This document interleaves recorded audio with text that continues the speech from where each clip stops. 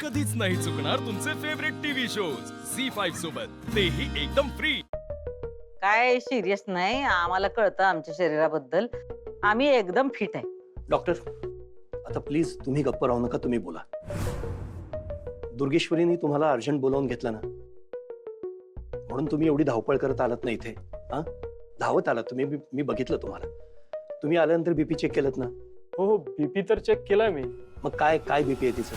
थोडा वाढलाय बीपी। म्हणजे डॉक्टर, हिच्यावरती लगेच उपचार करायला हवेत, लगेच हिला ऍडमिट करायला हवं, हे बरोबर आहे ना? सांगा डॉक्टर, लवकर, वेळ वेळ जातोय, वेळ महत्वाचा आहे। हो म्हणजे ते हो ना? भुवनेश्वरी, ऐकलंस? डॉक्टर सांगतात। दुर्गे, काय गरज होती का तुला सगळ्यांना बोलून घ्यायची? एवढं काय झालं होतं? तुला ठाव आहे ना, आम्हाला वरची वर येते चक्कर, आणि येते चक्कर, थोड्या वेळाने आम्ही नॉर्मल पण होतो। हे काय ताई, अगं तुझी अवस्था बघून का नाही मी लई घाबरले होते का, म्हणून मी आधिपतीसनी घेऊन आले आणि डॉक्टर्सनी बी बोलवलं बघ। बरं झालं ती मला घेऊन आली। आता बोलत बसण्यात वेळ घालवायला नको, जाऊया आपण, चला। नाही नाही अधिपती, तुम्ही जरा थांबा। ओ डॉक्टर, परत एकदा चेक करा आमचा बीपी। अगं भुवनेश्वरी, पण आता चेक केलं ना त्यांनी, थोड्या वेळापूर्वी, काही मिनिटापूर्वी चेक केलंय त्यांनी। आमच्या समाधानासाठी अजून एकदा करू द्या। या करा, आणा ते। Doctor check. ठीक आहे, करतो।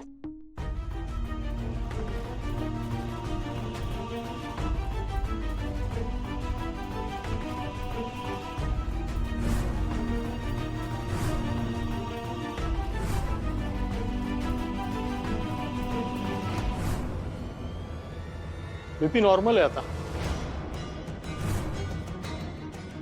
नॉर्मल आहे? या झालं, आहे का नाही नॉर्मल?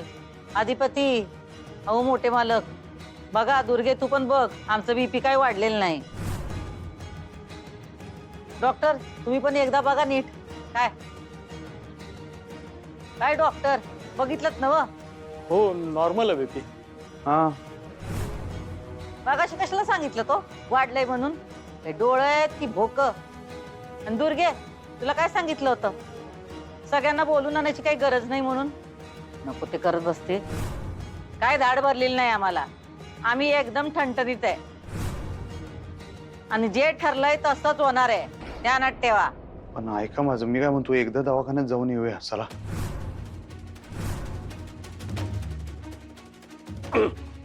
आता आम्हाला काही झालेलंच नाही अधिपती, तर कशा पायी जायचं दवाखान्यात? भुवनेश्वरी, ठीक आहे, तुला नाही जायचं ना, इथे विश्रांती घ्यायची ना, घे।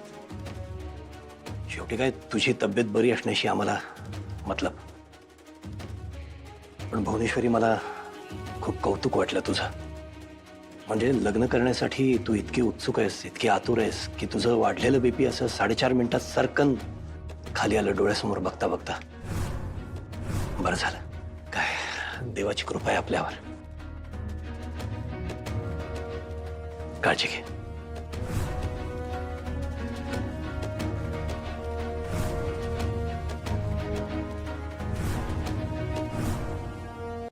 विद्या, अहो, काय हो, किती उशीर लावलात यायला तुम्ही आज? अगं बाजारातून यायलाच एवढा वेळ लागतो, तेवढाच वेळ लागला मला। नाही नाही, आज तुम्ही थोडा जास्तच उशीर लावलात। विद्या, आपण एखाद्याची वाट बघत असतो आणि त्या व्यक्तीला 1 मिनिट जरी उशीर झाला, किंवा आपण ठरलेल्या ठिकाणी वेळेआधी पोहोचलो आणि आपल्याला भेटणारी व्यक्ती जरी वेळेत पोहोचली, तरी आपल्याला असं वाटतं की त्या व्यक्तीला उशीर झालाय। जसं की आता तुला वाटतंय की मला उशीर झाला। ते जे काही आहे मला माहिती नाही, मला फक्त एक सांगा, तुमचं अक्षराशी बोलणं झालं का? हो, झालं। मग काय म्हणाली अक्षरा? खरंच अधिपती आणि अक्षरा भेटले का हो? नाही म्हणजे इरा सांगते ते खोटं आहे ना, आपल्याशी अक्षर खोटं नाही ना बोलली? विद्या, अगं थांब जरा, किती प्रश्न विचारशील? हो, वेळच तशी आहे। तुम्हाला कळत नाहीये का, आपल्या दोघी मुली एकमेकींवर आरोप प्रत्यारोप करायला लागल्यात? दोन्ही नाही, फक्त इरा आरोप करते। म्हणजे इरा खोटं बोलतीये ना? अर्ध खोटं, अर्ध खरं। अहो, कोड्यात नका हो बोलू। मला सांगा, खरंच अक्षरा आणि अधिपती भेटले होते का? काय काय बोलली काय तुम्हाला अक्षरा? हो, भेटली होती अधिपतीला अक्षरा. म्हणजे इरा म्हणत होती ते खरं होतं. इरा खरं बोलली, पण अक्षरा अधिपतींना मुद्दामून भेटायला गेली होती हे खोटं आहे. म्हणजे अधिपती अचानक तिथे भेटली तिला. ती चारुहासरावांनाच भेटायला गेली होती तिथे मंदिरात, पण अधिपती अचानक भेटली तिला. अधिपती कसे काय आले होते तिथे अचानक? ते देवाला माहिती. बरं काय बोलणं झालं म्हणे त्या दोघांमध्ये? अक्षरा काय बोलली? अक्षराने सांगितलं का हो ती बाळांत येते त्यांना? हे बघ, मी नाही विचारलं तिला त्यांच्यात काय बोलणं झालं ते. ती आल्यावर सांगेल ना आपल्याला. पण ती अधिपतींना भेटली म्हणून खडसावलं मी तिला. अहो असं नका ना करू. आत्ता अक्षरा आणि अधिपती एकत्र येणं महत्वाचं आहे. मला नाही वाटत. तुम्हाला वाटणारच नाही हो कधी. त्यासाठी ना बाईचा जन्म घ्यावा लागतो आणि आई व्हावं लागतं. आई. अहो अशा दिवसांमध्ये बाईला सगळ्यात जास्त गरज असते ती नवऱ्याच्या साथीची. आजूबाजूला कितीही जवळची माणसं असली ना तरी तिला गरज असते ती नवऱ्याच्या साथीची. पण हे तुम्हा पुरुषांना कधीच कळणार नाही. आम्हा पुरुषांनाही मन असतं ग विद्या. अगं, स्त्री आई होणार असेल तर पुरुष पण बाप होणारच असतो ना. पुरुषाच्या डोळ्यात पाणी दिसणार नाही तुम्हाला, पण त्याच्याही मनात मायेची नदी वाहतेच ना. हो कळतंय मला, पण आता अक्षराच्या बाळाची काळजी आपण घेतली पाहिजे ना. फक्त अक्षराच्या बाळाची नाही ग, आपल्या बाळाची म्हणजे अक्षराची पण काळजी घ्यायला हवी आपल्याला.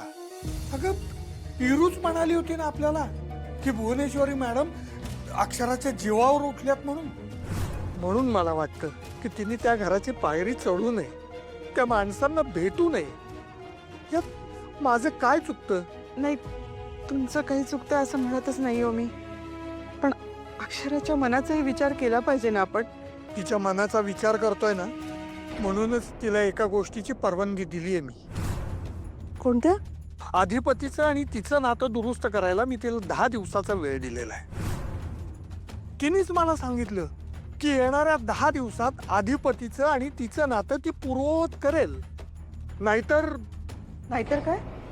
मी सांगेन तसं ती वागेल आणि मी तिला पुन्हा त्या घरात पाठवणार नाही.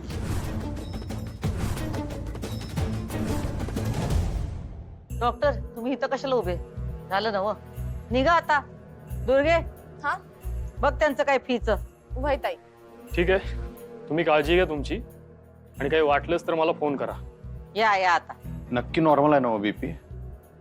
हे ऍडमिट करायची गरज नाही ना हो? त्रास व्हायला नको परत. त्रास नाही होणार ना? नाही, आता काही त्रास होणार नाही. आधी जी औषधं लिहून दिली होती ना ती फक्त वेळेवर द्या.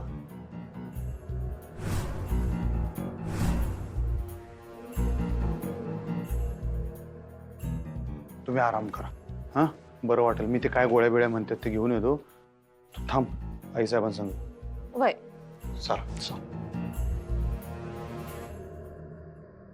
झी5 ॲप डाउनलोड करा आणि पहा सर्व एपिसोड्स एकदम फ्री.